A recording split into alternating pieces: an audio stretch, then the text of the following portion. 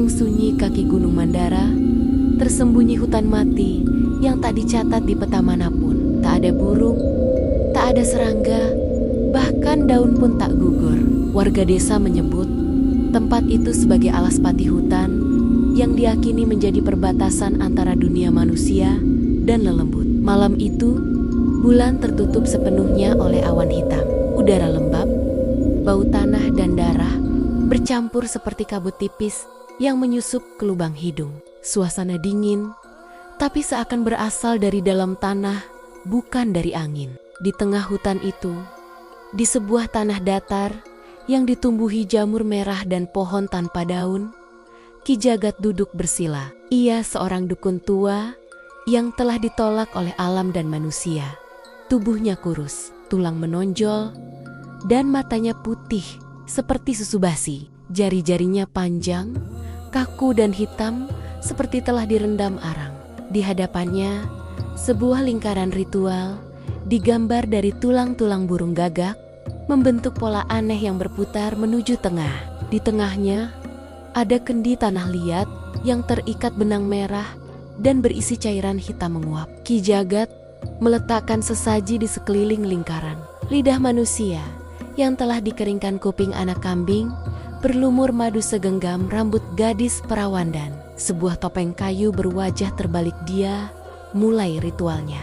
Dari dalam mulutnya keluarlah suara gemuruh seperti parutan batu. Bunyi mantra kuno dari bahasa yang tak dikenal oleh manusia biasa. Lonceng kecil yang tergantung di lehernya berdenting perlahan, namun gema bunyinya justru terasa semakin dekat, seolah bukan dari lonceng itu sendiri.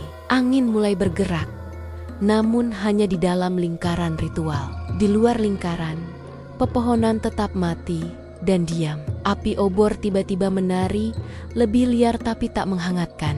Justru terasa semakin dingin, seolah api itu membakar dari dalam tulang. Ki Jagat lalu mengiris kulit dadanya sendiri, membuka luka memanjang hingga ke perut. Tak ada darah, tapi asap hitam pekat keluar dari luka itu, membentuk sosok-sosok kecil yang merangkak keluar tubuhnya. Sosok-sosok itu tertawa lirih.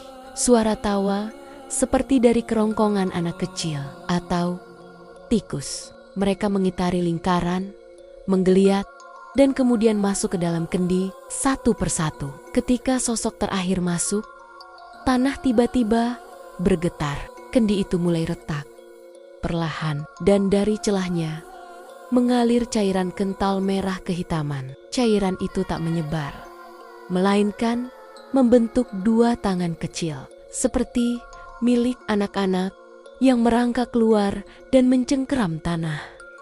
Ki Jagat membuka matanya lebar. Tak ada rasa takut, ia menyerahkan dirinya. Tubuhnya mulai menggigil keras, lalu terdengar suara krik. Krik bukan dari mulutnya, tapi dari dalam tulang-tulangnya yang mulai retak dan terbalik sendiri.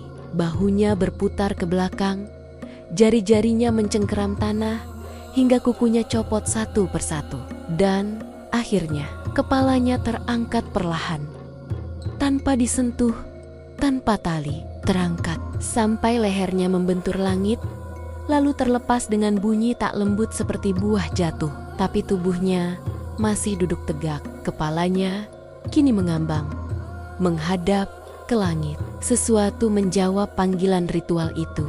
Dari bawah tanah keluar bayangan hitam pekat, bukan asap, bukan kabut, tapi gelap yang hidup. Wujudnya tak jelas, seperti bayi yang belum terbentuk sempurna, tetapi dengan wajah tua yang tersenyum. Ia mendekat ke Ki Jagat, lalu memeluk tubuh itu perlahan, dan tubuh Ki Jagat menghilang tanpa suara, seolah ditelan. Ketika fajar menyingsing, tak ada yang tersisa kecuali kendi pecah dan topeng kayu yang kini terpasang di batang pohon menghadap ke arah desa. Warga desa yang melewati hutan itu beberapa hari kemudian mengaku mendengar suara anak kecil tertawa di bawah tanah, dan sesekali topeng itu berpindah tempat sendiri.